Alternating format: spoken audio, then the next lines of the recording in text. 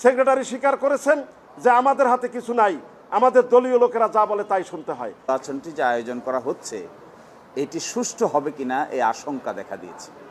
এর পিছনে কারণ হলো নির্বাচন কমিশন গঠিত হয় যে প্রক্রিয়ায়, তার মধ্যে এতদিন ধরে প্রথাগতভাবে প্রচলিত যে একজন প্রধান হবেন আর 10 জন হবেন তার সহকারী, এর বাইরে থাকবেন আরও 100 জন।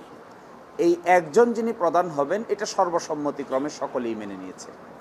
এরপরে যে 10 জন হবেন, নিয়ম হলো 5 জন হবে এক প্যানেল থেকে আর 5 জন হবে বিবাদমান আরেকটা প্যানেল থেকে।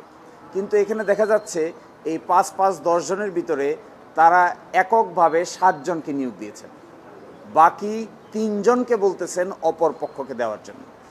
এর বাইরে আরও 100 জন আছে, ওই 100 জনকে কিভাবে করবেন তারও কোনো সঠিক রূপরেখা তারা দিচ্ছেন না। এখন দেখেন, 7 জন যদি এক পক্ষে থাকে তাহলে যেহেতু একটা ব্যালট পেপারে একজন একজন করে 2 জনের স্বাক্ষর লাগে, তাহলে 5 জন যদি দুটো প্যানেলের হতেন, এই প্যানেল থেকে একজন, এই প্যানেল থেকে একজন গিয়ে ব্যালট পেপারে স্বাক্ষর করার কথা। কিন্তু 7 জন যদি একদিকে থাকে তাহলে তো 2 পক্ষ থেকে লোক নিয়ে ব্যালট পেপারে স্বাক্ষর করার কোনো প্রয়োজন নাই, তারাই 2 জন মিলে এই ব্যালট পেপারে স্বাক্ষর দিতে পারবেন।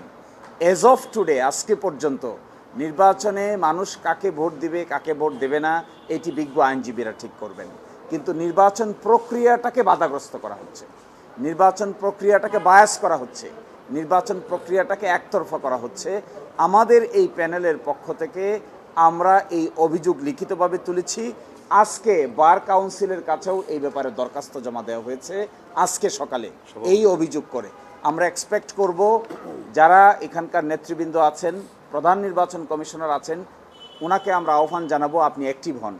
আজকে সভাপতি অকপটে স্বীকার করেছেন, সেক্রেটারি স্বীকার করেছেন যে আমাদের হাতে কিছু নাই, আমাদের দলীয় লোকেরা যা বলে তাই শুনতে হয়। আমি বললাম তাহলে তোমাদের এই কমিটিতে থাকার প্রয়োজনটা কি আছে, রানিং কমিটিতে থাকার প্রয়োজনটা কি আছে? আমি আপনাদের মাধ্যমে বলতে চাই, যদি নির্বাচন সুষ্ঠু, সুন্দর, গ্রহণযোগ্য করতে হয় তাহলে নির্বাচন কমিশনের যে 11 জন সদস্য এবং 100 জন সদস্য, সেখানে 5 জন এবং 50 জন, 55 জন সদস্য অবশ্যই 11 দলীয় মোর্চার সবুজ প্যানেলকে দিতে হবে, ইনশিওর করতে হবে। এখানে বক্তব্য যেটা দেওয়া হয়েছে, আমরা বারবার আমি নির্বাচন কমিশন সহ ওনাদের দৃষ্টি আকর্ষণ করার চেষ্টা করেছি। আমরা যখনই ভোটের কাজ করতে যাই তখন সাধারণ লয়ারদের মধ্যে একটা আতঙ্ক কাজ করতেছে। সে আতঙ্ক হচ্ছে আমরা ভোট দিতে পারবো কি না।